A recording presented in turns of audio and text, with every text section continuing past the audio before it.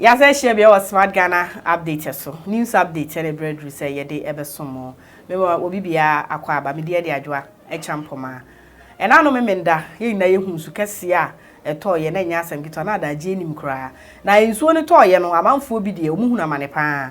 Na wo mo asa amane hunu ni bi ko omo so ensuo kotata wo mo dem omo mantemu agese omu ntimi krompo e nanti nsuo ni ma omu tu kotana ba bi ne saa ne ma bebre no ebi eye omo Westland anase e fa omo se Ayawaso West Work constituency omo efesi saa problem ni bi pa ama ensuo na tata ho no na nya asem ketewa eno nam so ama amanfo omo tete eye Ayawaso West wono no omo bu afuye papa no bu afu nyina omo bu afu ni Patriotic Party ni nyina ne so omo chire mo omo se abro ni nyina so mu chemu omo se emre bi atwamu ade se John Dumelo a we yesini twani asese we politician e ba ho ese nka oba bebo o ma betete gatasim se de be ye nsuo to ebenya kwan akọ e na asomdue aba no ade se ni Patriotic Party fo na ampene ese de ntino so mbe ye ma asem no kra wo court ni nsem bebre na fiti bra John Dumelo kwaya na omo stopin no be pem na ye nsuo ato a asa akoyira fo mu fi ahodo mu no ade se obi enu a wasi wo se wo ba be di dwumadi bi wo ho no manu nti Nyankopɔ ye adom a John Dumelo a na ekonemom so meto aba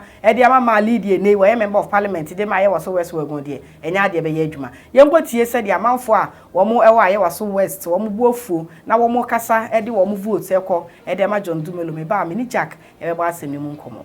You know this morning. So before they shout, you come up and then start so much of them to stand like that. You understand?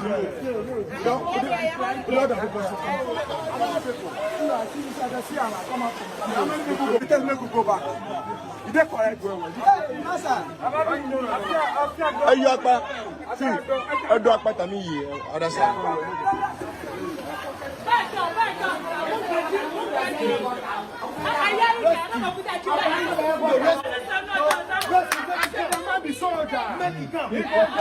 Don't you remember Juma Waha? I know best stop on. Ya did not go cut. Say, Juma no Awaja, almost all my year Juma Nibi. Say, and some are down at the court. And then she has some million. In the Asiramo, Obia Janjan Najuno, Obia Sakura Najuno, most of the when Jessica Diriano Sika Muchiti and I almost to me Yashino, Obia Janjan Najuno, Asiramo. Mamu disikachi inso to na ye bre abamba buaye city MP pa wadu bridge so wa sign echi ese se ya wa ha ye bola ma omu aden ye bre ye system JNJ ye system John Dumelo MP ye voti amanu obipo ye voti amanu ye bre dondo ade Alitalia, man for where are you?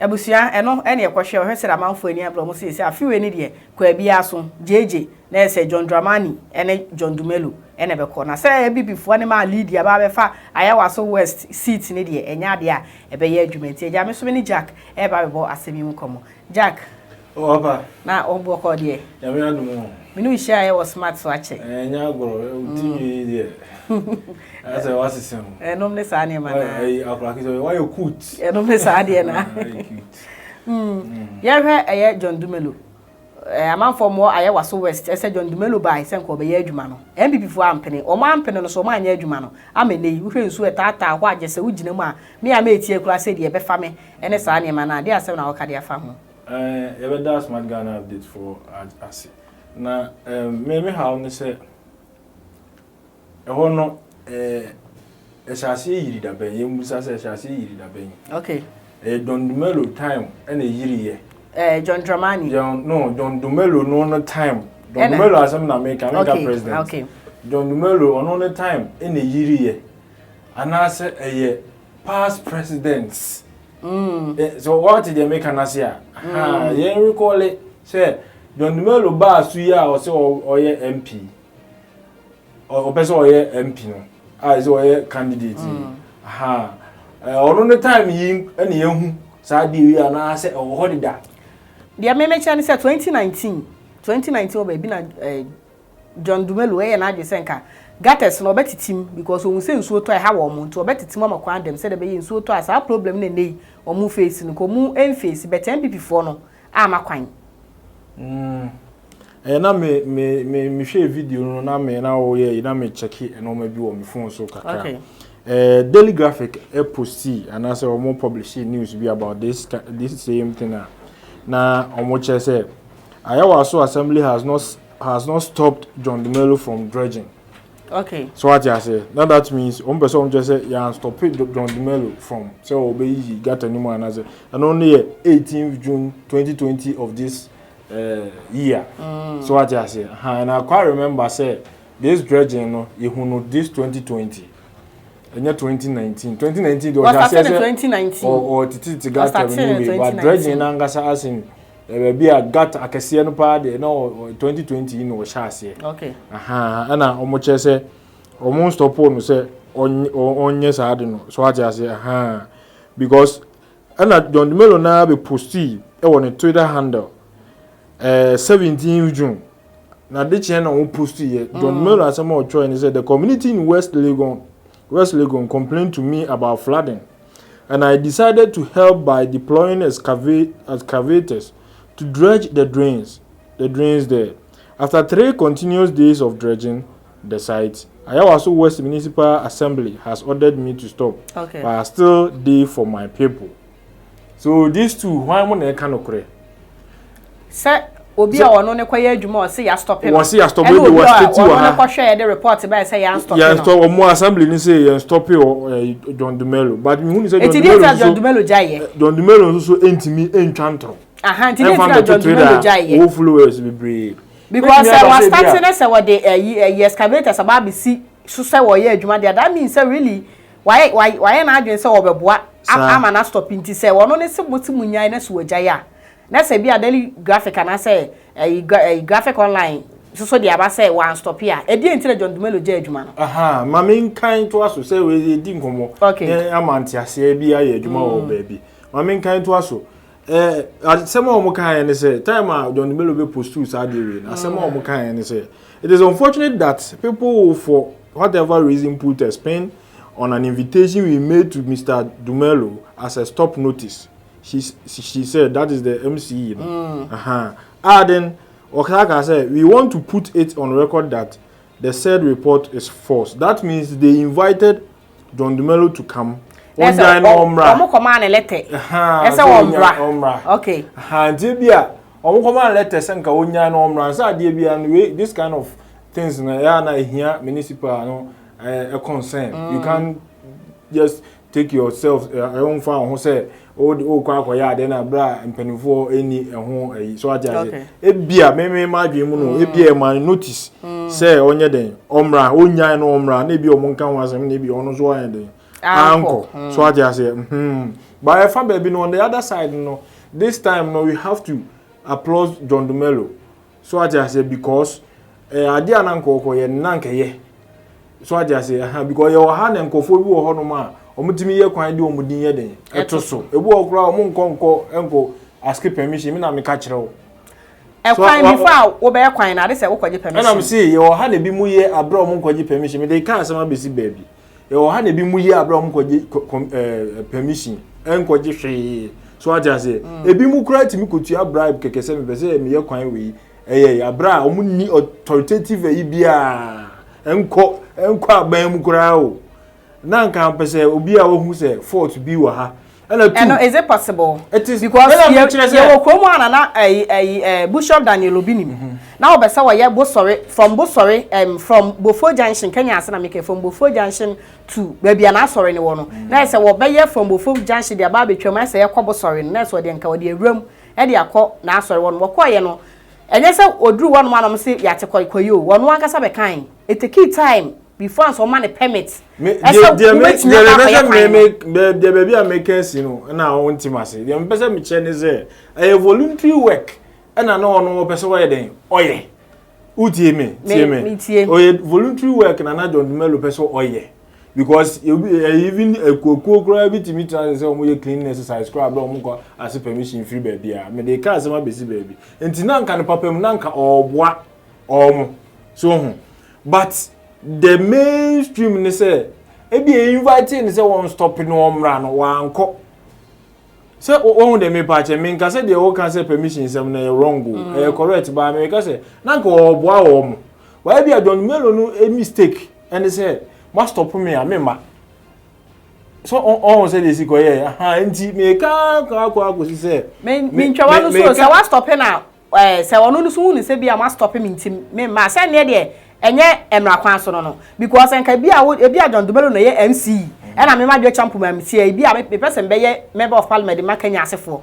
ena because of an intime kwa koyi gata because nya so be ye member of parliament nya say adwuma na wo ye no bia wo ye say wo de che keke with no bibi ada ho wo ye because of position e da se bia won Dumelo ye MC na me position na me koye na say wo ma invitation na mama e ka be ne da na so be pene say because wo ma invitation na mama wo say wo bona abaso body na be say me ba mu no tie ti say me asema me ka wo ma no nsi o udwutwa ma matimiti be ma o be ya ma ahefo gra ene wako matimiti de tie ne say na me ka say modi mo na obo no want na me be bona abaso no say adwuma pa na oye no so the position kura ya adwuma pa okay no re fanto nche no de me bona abaso ho pa me pe say I'm putting myself in the shoes of a man in suna yeden aye omusa nka okura na nka bi kura nka obekwa ho hiam sa na obi eba be rescue a obeda nyame ase say nyame ama obi sa nti edwuma pa na John Dumelo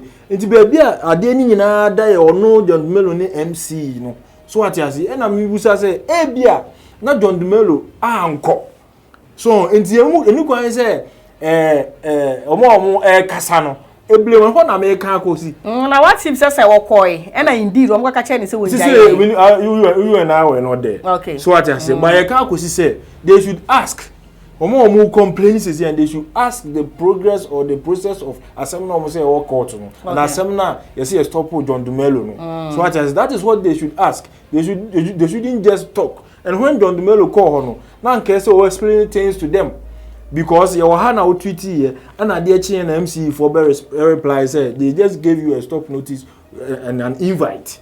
So what you say? And now we don't know whether John Dumelo koyana wanko the progress and I say I see afterwards and so toya abasi. But nonetheless, yeah say MC say bibi sa akora na what is the thing you should do? I beboa omo bibi say. Na we nya na do fu adwuma. Onadmo dey asem ni sia eno mba be rescue Nadmo just rescue people and Nadmo omo you know yeah though they are part of making things possible and I say right in terms of development anyway there but Nadmo memu pi development there if you ba MC na assemblies anyway no why then omo ye bibia okay so what I say enti ye busa say MC for no mo ye den they should have come and then talk to these people nanka omo because said the music Sanchez say talk to these people near time in so na bana say time almost stop here adwuma no okay so ma omo hu de eko because omo ade here so ati ase na ade we nzo enye na asem ka so nyina enye na asem drainage system in Accra enye John Dumelo time so on them me patch and the fault now ade na omo complain say me put to blame on John Dumelo and I mean put to blame ngofo no MC